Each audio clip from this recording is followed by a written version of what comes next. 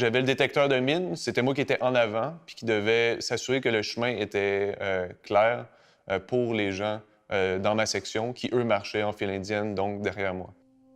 Mon nom est David Brodeur, je suis lieutenant au sein des Canadian Grenadier Guards, un régiment d'infanterie de Montréal. Puis j'ai été déployé avec le Royal 22e Régiment en Afghanistan en 2010-2011. Je suis né le 12 septembre 1989 à Longueuil. Je suis dans l'infanterie. Le rôle de l'infanterie, c'est de trouver et détruire l'ennemi, peu importe les conditions. Tous les pays, depuis l'Antiquité, qui ont des armées professionnelles, ont des fantassins. Le rôle du fantassin, c'est oui de détruire l'ennemi, mais c'est aussi d'accomplir toutes les tâches périphériques par rapport à ça. Donc, pour nous, par exemple, en Afghanistan, ce que ça pouvait vouloir dire, c'était d'aller visiter les populations, de faire de la sécurité pour le déminage, de faire de la sécurité pour des personnes qui travaillaient à rebâtir des infrastructures, ainsi de suite. Donc, moi, j'étais le démineur, si on veut, de la section. Mon rôle, c'est principalement d'avancer avec le détecteur de mine puis d'être très perceptif par rapport à ce qui pouvait sortir de l'ordinaire. Donc, des fils qui sortent du sol, de la terre retournée qui n'était pas là la journée d'avant pendant une patrouille, ou tout simplement des signes distinctifs qui ont été rajoutés. Par exemple, un drapeau sur un coin d'une rue qui a été rajouté, ça peut être parce que c'est un marqueur pour les talibans pour déterminer où est-ce qu'ils ont laissé leur explosif. On travaillait avec des maîtres canins qui étaient généralement engagés par les États-Unis pour travailler avec nous, qui venaient des pays, surtout des Balkans, comme la Bosnie, parce qu'il y avait beaucoup d'expérience là-bas, justement, pour déminer. Si jamais moi, je trouvais quelque chose qui était anormal, par exemple des métaux dans la terre ou quelque chose comme ça, eux, ils venaient, le chien pouvait faire un deuxième screening, où est-ce qu'il vérifiait avec l'odeur, parce qu'il pouvait détecter les produits chimiques à l'intérieur des explosifs. Si jamais c'était encore positif, bien, à partir de ce moment-là, on pouvait considérer qu'il y avait une bonne probabilité qu'il y ait un explosif à cet endroit-là. Donc, on faisait un cordon de sécurité, puis par la suite, on appelait des ingénieurs qui sont spécialisés là-dedans, qui venaient prendre charge de l'explosif pour le faire exploser. On avait du support de l'artillerie, on avait du support des blindés, on faisait des missions conjointes, ainsi de suite. La raison qu'un groupement tactique existe comme ça, c'est pour avoir un plus gros impact sur le terrain, puis pour pouvoir faire des opérations spécifiquement de combat. C'est arrivé à quelques reprises qu'on en fasse, même si c'était pas nécessairement notre objectif principal. La situation sur le terrain était liée directement au contexte de contre-insurrection. Donc, c'est-à-dire que nous, sur le terrain, notre but, c'était pas tellement de trouver et détruire l'ennemi, mais c'était vraiment plus de travailler avec la population pour s'assurer que la population ne devienne pas notre ennemi, d'une part, et que, d'autre part, elle ne collabore pas avec l'ennemi comme tel. Sur le terrain, l'ennemi était principalement dangereux parce qu'il faisait des embuscades.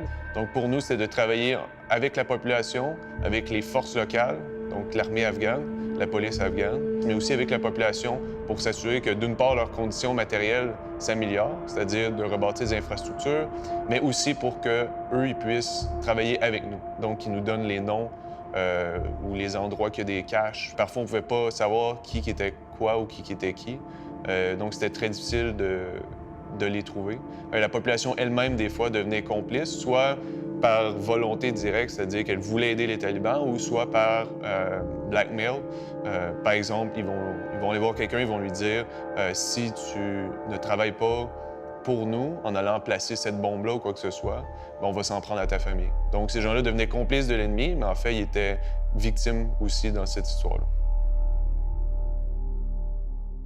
Le moral était excellent.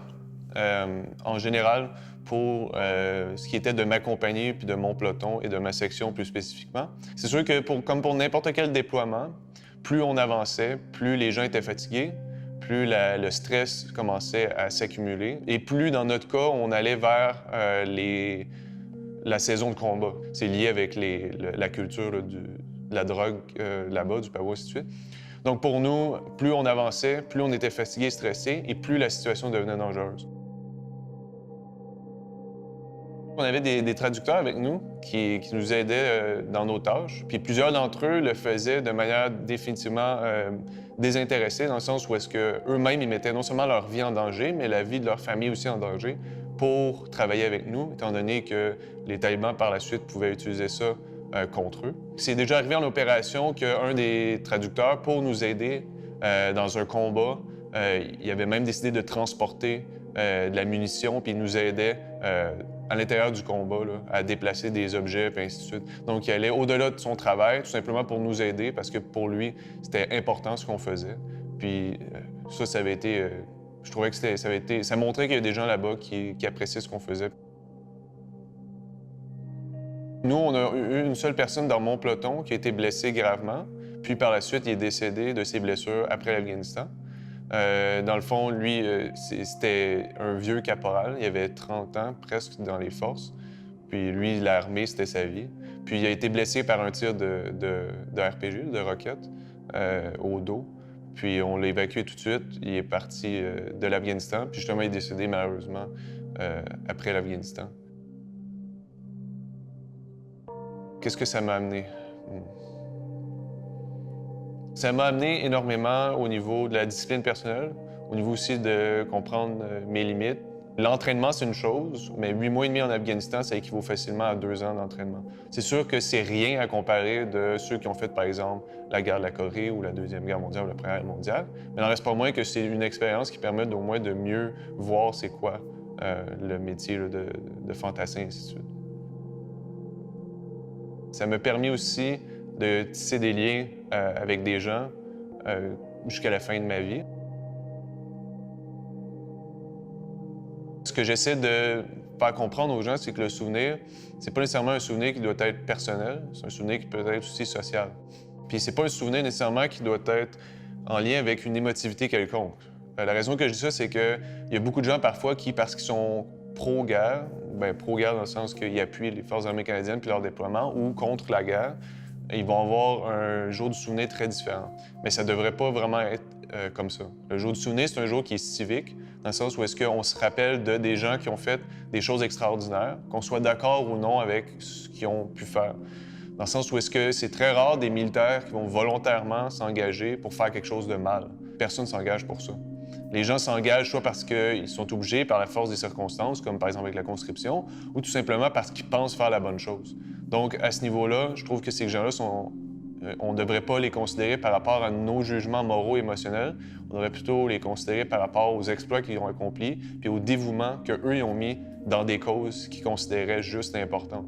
Puis une de ces causes principales-là, puis si on peut le demander à n'importe quel vétéran, une fois qu'on est rendu en terrain opérationnel, la mission au niveau politique, ça n'a plus tant d'importance que de juste faire son travail pour s'assurer que son camarade à droite et à gauche revienne à la maison avec soi.